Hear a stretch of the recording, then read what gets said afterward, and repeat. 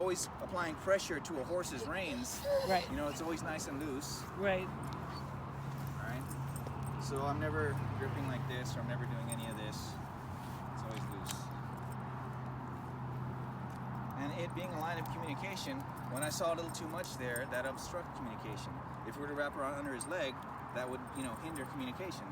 So I always try to maintain a good loose line, and then when I need to tell him something, it tightens up, and I apply pressure with my hands. When you got it nice and high, like with a horse's reins, like a horse's control, it's all up here. If you try to tie a rope around the fat part of a horse's neck, Yeah. and guide him around, you're not going to be very effective. I'm trying to just adjust it to, you know, a little more what I'm more comfortable with, and also a longer leash when I don't know a dog is sometimes a little easier for the dog, because then they have the option to take space if they need it. Space is important in dog language.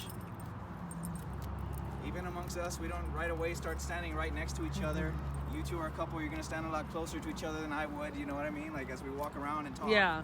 All right, so we don't know each other, so he has the option to get space if he needs it. Okay. Because I want him to focus on the leash communication, not our closeness and who I am and things like that.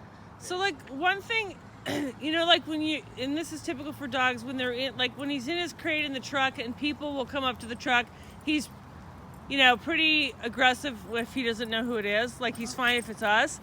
But like, you know, my friends are like, oh, that, he seems so aggressive. And I'm like, and you know, we'll take him out. We're like, you're fine, sit.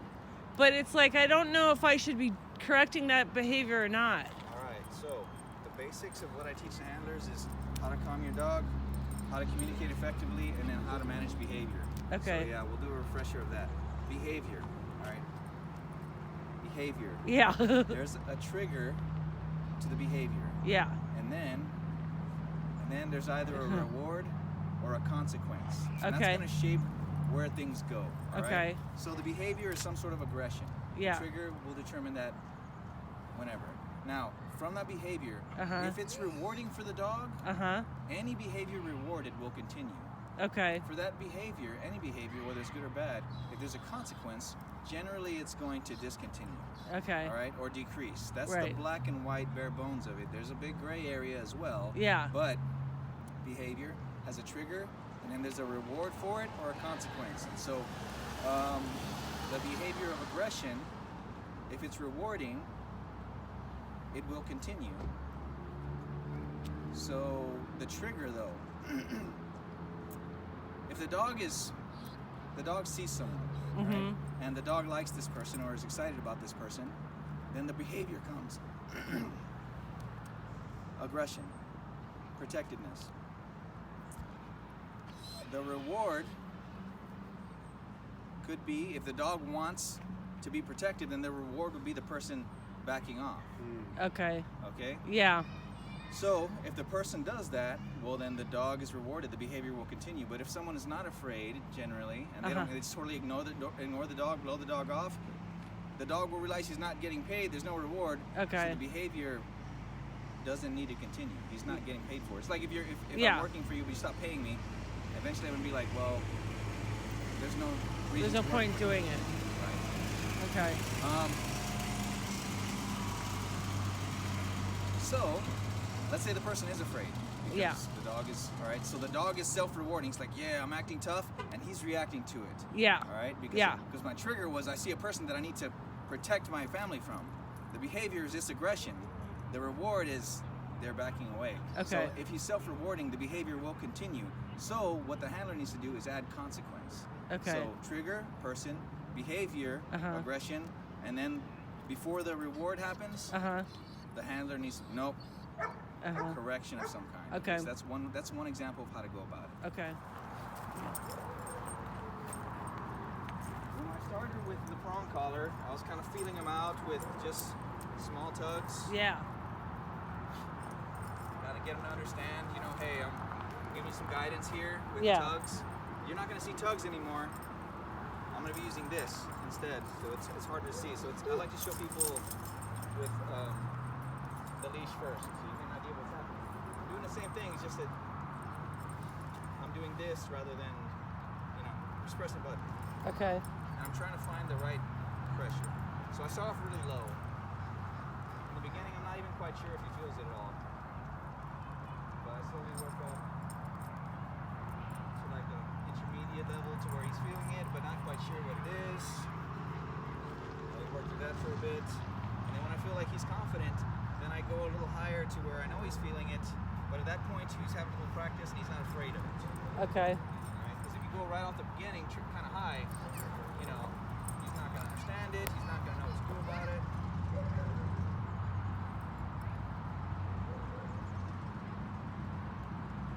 So when they're breaking the rules, I start applying one pressure or another until they do what they're supposed to do. So part of what makes that technique work is that they understand that they have the power to turn off the pressure, whether it's my tugs, Yeah. whether it's a tap, whether it's, you know, whatever.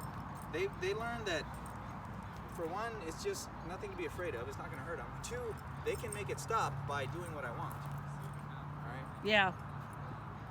They don't have to be afraid of it.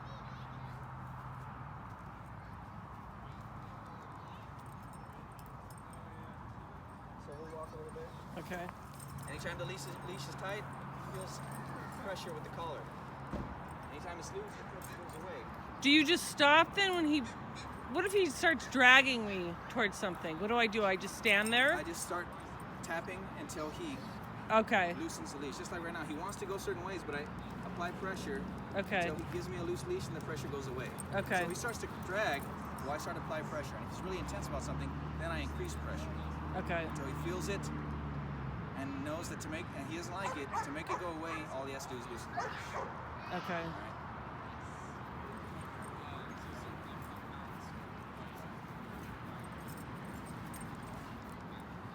And the right amount of pressure, because the way I explained it is he feels it, he'd rather not feel it, so to make it go away, he calms down.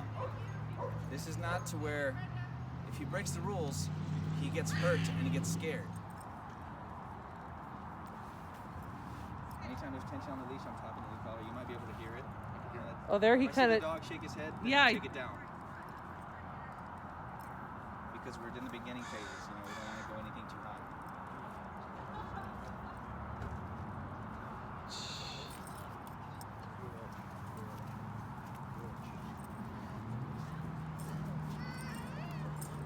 What are you doing with the balloon? Don't do that.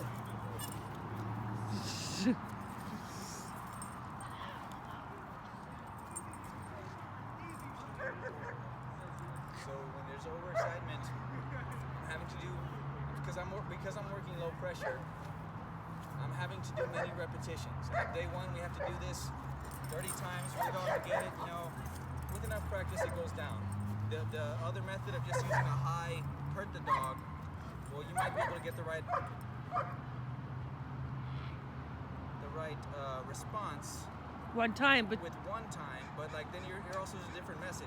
I just want him to don't pull my leash. I don't want him to be afraid of squirrels. yeah. And especially with working dogs, you don't want them to be afraid to do things. You want them to just choose to do better things. Which button are you pushing? The shock button. So it's either of these. This is probably the better one. Top? Yeah. It's not something to be afraid of. It's just something that he needs to react to. All right. So right now I'm giving direction with the leash, and then when I apply pressure, and when he steps into the direction, when he gives into direction, the pressure goes away. Okay. So later on, the direction becomes a command, like sit, and pressure starts. Well, how long are you tapping that thing? Like, how are you? He's Yeah. fluttering. Just tap, tap, tap, tap. Okay. Until the dog, watch. Until the dog Okay. does what I want. Oh. And it's a little direction there. of the leash, and all he's got to do is give into this direction. Okay. And he's figuring it out over, that's what we've been doing since I started, repetitions of it. Oh. And then when he realizes, oh, I just got to do something, that means I got to do something, then you can apply that to like a come and call. You say here, and you start tap, tap, tap, tap, tap, and once the dog starts to come your way, you stop. Okay. Just like with a horse. When you want to control the horse, you don't talk to the horse. I mean, you might do that when when you want to bond with the horse, or you're having a good time and rewarding the horse, and you're brushing him or something. Well, I mean, you're not going to win with a 1,400-pound animal, so you have to like figure out how to physically. So same thing here.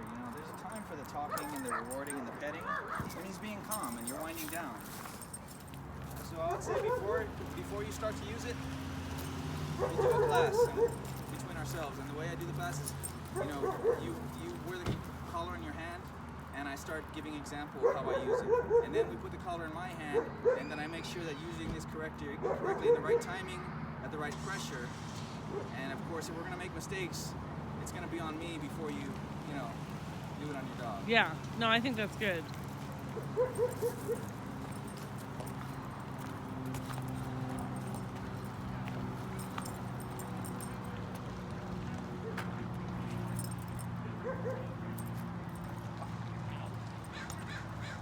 All I want is just don't pull my leash, and we're communicating that with the e-collar, the electronic collar. And at the same time, we're giving him exercise through all this stuff. Before I put the leash in your hands, he's going to be a little worn out. Easier to work with. That other type of pressure. Okay. We're going to do this to get a few repetitions. So he figures it out. Okay.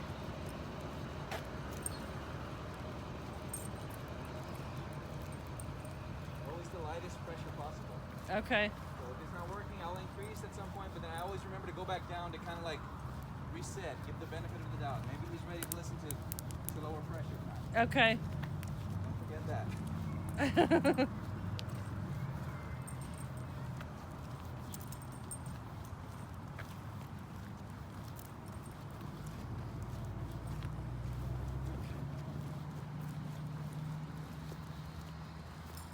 Oh, there's the squirrel. And no matter what's going on, I mean, I try to be somewhat aware of what's going on, but it doesn't really matter in that I'm still asking the same thing of him, Yeah. Sometimes I like to walk with earplugs on, because then it's like in my mind it's just peaceful, quiet, and I just kind of pay attention to the dog. And it doesn't really matter what's going on here or there. We need to follow the rules. Don't pull my leash, be in the right position. Yeah. Whether he's distracted, I can look at him and see if he's distracted. I don't need to see there's a squirrel over there. I can see the dog's ears up and sit, and I know Yep. there's something over there. Yeah. So I'm using both types of pressures. I'm using a sharp kind of like when he makes a mistake, tug, and then I guide him back with the guidance type of pressure, the little tugs. Okay. Yeah, he's walking pretty good actually. One of the main differences is that when you're using little guidance, it's so light that it takes a few to kind of get the message across.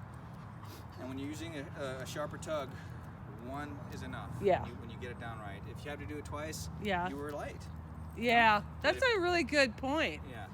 Yeah. When you get it right, it's just going to take one tug. But if you go too hard, well then you kind of like risk losing some trust between yourself and the dog. And I want him to just avoid issues. I don't want him to be afraid of this or that, or be angry or disliking, And that was one of my biggest concerns with the spooky behavior.